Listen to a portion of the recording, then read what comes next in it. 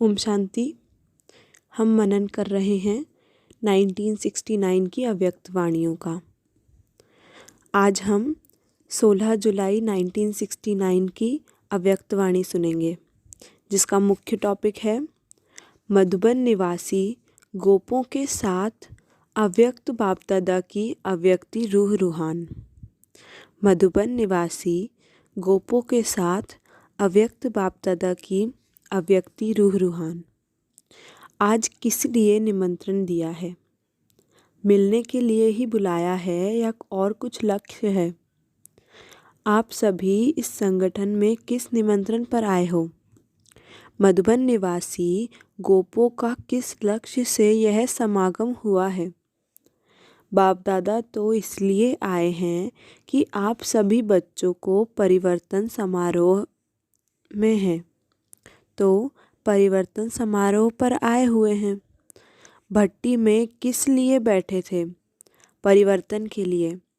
तो आज परिवर्तन समारोह में मिल रहे हैं। परिवर्तन की उत्कंठा सभी में बहुत अच्छी है, उत्साह भी है, हिम्मत भी है। आज की भट्टी के चार्ट से ये देखने में आ रहा है, इन गोपों के परिवर्तन के उत्साह से आपको, कुमार का दादी को क्या क्या देखने में आता है। जैसे आंधी को देखकर मालूम पड़ता है कि वर्षा आने वाली है। इस परिवर्तन के उमंग से आप क्या समझते हो? परिवर्तन क्या पहचान है? इस परिवर्तन का उमंग खास इस बात की पहचान देता है कि अभी प्रत्यक्षता का समय नज़दीक है। पहले प्रत्यक्षता होगी, फिर इस सृष्टि पर स्वर्ग प्रख्यात होगा। तो यह पहचान देता है प्रत्यक्षता की। वर्तमान समय देखा जाता है कि हर एक वत्स अपनी अपनी प्रत्यक्षता प्रत्यक्ष रूप में ला रहे हैं। पहले गुप्त थे, जैसे सूर्य की रोशनी में सितारे छिपे हुए होते हैं। जब सूर्य दूसरे किनारे चला जाता है तो सितारों की चमक प्रत्यक्ष होती है। तो अब ज्ञान सूर्य व्यक्त किनारा छोड़ अव्यक्त वतन में खड़े हैं। तो व्यक्त देश में आप सितारों की प्रत्यक्षता देखने में आती है। पहले से अभी एक दो को ज़्यादा पहचानते हो ना। जैसे कहते हैं ना, एक एक स्टार में दुनिया है, लेकिन यह पता नहीं है कि एक एक स्टार की कौन सी दुनिया है। इस आकाश के सितारों में कोई दुनिया नहीं है, लेकिन वह धरती के चैतन्य सितारों में एक एक दुनिया है। अपनी दुनिया का साक्षात्कार होता जाता है। थोड़े समय में ही देखेंगे जो संगम का संपूर्ण रूप आप सभी का है। मालूम है संगम का संपूर्ण रूप कौन सा है? शक्तियों और पांडवों के रूप में। तो यह संगम का जो संपूर्ण स्वरूप है, वह प्रत्यक्ष आप सभी को अपने में महसूस होगा, मालूम पड़ेगा। हमारे कौन से भक्त हैं, कौन सी प्रजा है। जो प्रजा होगी वह तो नज़दीक आएंगे, और जो भक्त होंगे वह आखिरी पिछाड़ी में चरणों पर झुकेंगे। तो हर एक सितारे के अंदर जो राजधानी अथवा दुनिया बनी हुई है, वह अब प्रत्यक्ष रूप लेगी। जब वह प्रत्यक्ष होगी तब सभी अहो प्रभु का नारा लगाएंगे। अब यह समय नज़दीक आ रहा है, इसीलिए अब जल्दी परिवर्तन को लाना है। आप रचयिता हो ना। जैसे रचयिता होगा वैसी रचना होगी। रचयिता को अपनी रचना का ध्यान रखना है। इस समय पर बाप दादा को भी हर्ष हो रहा है। स्नेह और साहस, यह दो चीज़ देख कर के हर्षित हो रहे हैं। हर एक में स्नेह और साहस है। उसका सिर्फ बीज नहीं, लेकिन बीज का कुछ प्रत्यक्ष फल भी देखने में आता है। यह प्रत्यक्ष फल देखकर हर्षित होते हैं, लेकिन जब फल निकलता है तो फिर उनकी बहुत संभाल करनी पड़ती है। तो आप भी इस फल की बहुत संभाल रखना, क्योंकि यह फल बाप दादा को ही स्वीकार कराना है।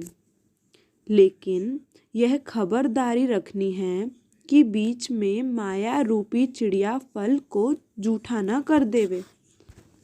फल जब पक जाता है तो फिर पक्षी उसको खाने की बहुत कोशिश करते हैं।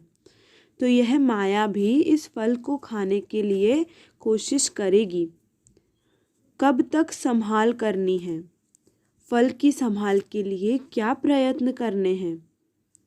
उसका क्या साधन है आपके पास? ज़रा भी फल अगर जूठा हो गया फिर स्वीकार थोड़े ही होगा। अब उम्मीद तो बहुत अच्छी है।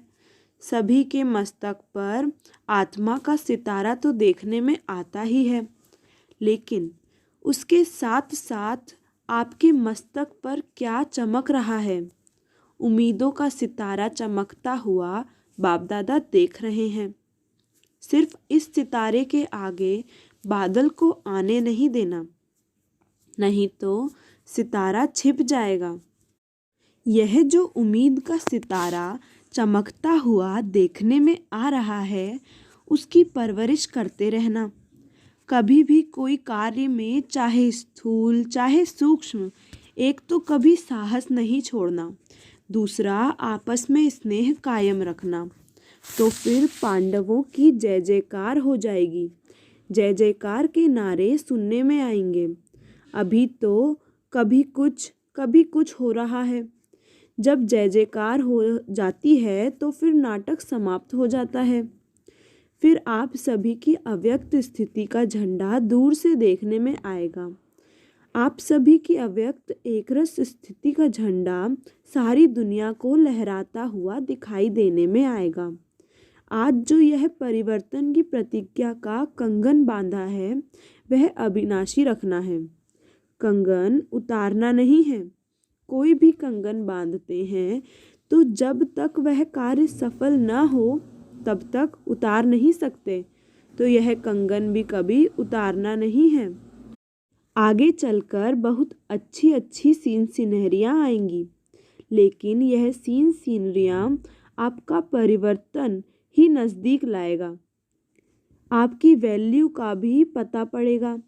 जब अपनी वैल्यू का पता पड़ेगा तब वह नशा चढ़ेगा। अभी तक क्या वैल्यू देखते रहते हो? अभी कभी क्या वैल्यू रखते हो? कभी क्या वैल्यू रखते हो? भाव में हेर फेर होती है। जैसे कोई चीज़ निकलती है तो पहले भाव थोड़ा नीचे ऊपर होता है, फिर फाइनल हो जाता है। अपनी वैल्यू का भी अभी फाइनल मालूम नहीं पड़ा है। कम ही समझते हो बहुत वैल्यू है, कभी कम समझते हो, लेकिन यथार्थ हर एक की वैल्यू क्या है वह अभी जल्दी मालूम पड़ेगा। यह मधुबन जहाँ आप बैठे हो, यह सारी सृष्टि के बीच में क्या है? मधुबन है। बाप दादा का सारी दुनिया के बीच में बड़े प्यार से बनाया हुआ शोकेस है। शोकेस में बहुत अच्छी अच्छी चीज़ें रखते हैं और सभी चीज़ों से ऊंची चीज़ शोकेस में रखते हैं। तो मधुबन सारी दुनिया के लिए शोकेस है। तो मधुबन सारी दुनिया के लिए शोकेस है। इस शोकेस में आप अमूल्य रत्न रखे हुए हो। यह मालूम है कि हम मधुबन शोकेस में अमूल्य रत्न हैं। शोकेस में जो चीज़ें रखी जाती हैं उनका खास ध्यान रखा जाता है। तो आप सभी भी शोकेस के मुख्य रत्न हो। आपको देखकर सभी समझेंगे कि अंदर माल क्या है। अगर एक बात याद रखेंगे तो शोकेस में शो करेंगे। जो कर्म हम करेंगे हमको देख और करेंगे। हर एक को समझना चाहिए मैं अकेला नहीं हूँ। मेरे आगे पीछे सारी राजधानी है। मेरी प्रजा, मेरे भक्त मुझे देख रहे हैं। हम अकेले नहीं हैं। अकेले जो काम किया जाता है उसका इतना विचार नहीं रहता है। अभी अपने को अपनी प्रजा और भक्तों के बीच में समझना है। सभी आपको फॉलो करेंगे। जो भी सेकंड सेकंड कदम चलता है वह तुम्हारा संस्कार आपके जो भक्त और प्रजा हैं उनमें भरता जाएगा। जैसे माँ के पेट में गर्भ होता है तो कितनी संभाल करते हैं, क्योंकि माँ जो करेगी, जो खाएगी, वह संस्कार बच्चे में भरेंगे। तो आप सभी को भी इतना ध्यान रखना है। जो कर्म हम करेंगे, हमको देख हमारी प्रजा और हमारे द्वापर से कलयुग तक के भक्त भी बनेंगे। मंदिर भी ऐसा बनेगा, मूर्ति भी ऐसी बनेगी, मंदिर को स्थान भी ऐसा ही मिलेगा। इसीलिए हमेशा लक्ष्य रखो कि हम अभी अकेले नहीं हैं, हम मास्टर रचयिता के साथ रचना भी हैं। माँ बाप जब अकेले होते हैं तो जो भी करें लेकिन अपनी रचना के सामने होते हैं तो कितना ध्यान देते हैं। तो आप भी रचयिता हो, जो रचयिता करेंगे वही रचना करेगी। अब जब अपने ऊपर जिम्मेवारी समझेंगे तो जिम्मेवारी पड़ने से अलबेलापन और आलस्य खत्म हो जाएगा। कौन सी जिम्मेवारी? जो कर्म हम करेंगे, हर एक सितारे को अपनी दुनिया की परख रखनी है। फिर कोई की छोटी दुनिया, कोई की बड़ी दुनिया है।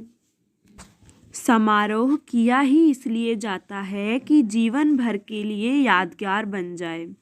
यह समारोह भी इसीलिए है। आज का दिन यादगार है। समारोह में निशानी दी जाती है ना। बाप दादा कौन सी निशानी देते हैं? बाप दादा 2 बातों की सौगात देते हैं, खास मधुबन वालों को।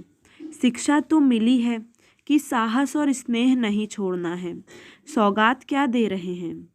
पहली, एक ही लगन में हर वक्त रहना, हमारा तो एक दूसरा ना कोई, सिर्फ बाबा। और दूसरी, इकोनॉमी में रहना, एक की याद और इकोनॉमी। ये 2 सौगातें आज के समारोह की हैं। कितना भी कोई अपनी तरफ खींचे लेकिन एक के सिवाय दूसरा ना कोई, यह है मनसा की बात। और इकोनॉमी है कर्मणा की। तो मनसा और कर्मणा दोनों ही ठीक रहें तो वाणी ठीक रहेगी। यह 2 बातें खास ध्यान पर रखनी हैं। जैसे साकार रूप में भी देखा ना कि एक लग्न और इकोनॉमी। इसलिए याद है कौन सा मंत्र सुनाते थे? कम खर्च बाला नशील। इकोनॉमी के साथ यह मंत्र भी नहीं भूलना, इकोनॉमी भी हो साथ साथ। जितनी इकोनॉमी उतना ही फ्राक दिल भी हो। फ्राक दिल में इकोनॉमी समाई हुई है। इसको कहा जाता है कम खर्च बाला नशील। आप और सभी से एक्स्ट्रा भाग्यशाली हो। क्यों? कहते हैं ना, जिनके घर में बहुत मेहमान आते हैं वह बहुत भाग्यशाली होते हैं। तो तुम एक्स्ट्रा भाग्यशाली हो, क्योंकि सभी से ज़्यादा मेहमान यहाँ आते हैं। लेकिन मेहमान नवाजी भी करनी पड़ती है। मेहमान नवाजी ऐसी करनी है जो अपने घर से पूरा जीवन ही मेहमान हो जाए। आपकी मेहमान नवाजी उनको सदा के लिए मेहमान बना दे। बाप दादा साकार में यह करके दिखाते थे। एक दिन की मेहमान नवाजी में पूरे जीवन के मेहमान बनाना, ऐसी मेहमान नवाजी करनी है। इसको कहा जाता है सन शोज फादर। अच्छा, इस क्लास के अंदर सभी से ज़्यादा पुरुषार्थी कौन है? नंबर 1 कौन है? 1-2 से सभी अच्छे हैं, यह तो कमाल है। यही ग्रुप है जो सभी ने नंबर 1 नंबर उठाया है। क्योंकि कोई ने किस बात में विशेष पुरुषार्थ किया है, कोई ने किस बात में किया है, इसीलिए सभी नंबर 1 हैं। इस ग्रुप ने यह नंबर 1 का ठप्पा अपने ऊपर लगाया है। यह नंबर 1 का ठप्पा नहीं भूलना। मुख्य 4 बातें नहीं भूलना है।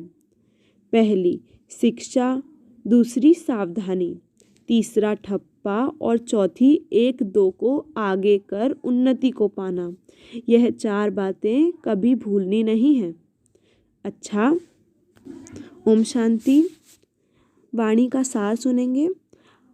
जब जय जयकार हो जाती है तो फिर नाटक समाप्त हो जाता है। फिर आप सभी की अव्यक्त स्थिति का झंडा दूर से देखने में आएगा। आप सभी की अव्यक्त एकरस स्थिति का झंडा सारी दुनिया को लहराता हुआ देखने में आएगा। आज जो यह परिवर्तन की प्रतिज्ञा का कंगन बांधा है वह अविनाशी रखना है, कंगन उतारना नहीं है। कोई भी कंगन बांधते हैं तो जब तक वह कार्य सफल ना हो तब तक उतर नहीं सकते हैं। अच्छा, तो यह अव्यक्त वाणी यहाँ समाप्त हुई। अब हम अगले वीडियो में मिलेंगे अगली अव्यक्त वाणी के साथ। रोज़ अव्यक्त वाणियाँ प्राप्त करने के लिए बाबा के चैनल को सब्सक्राइब करें।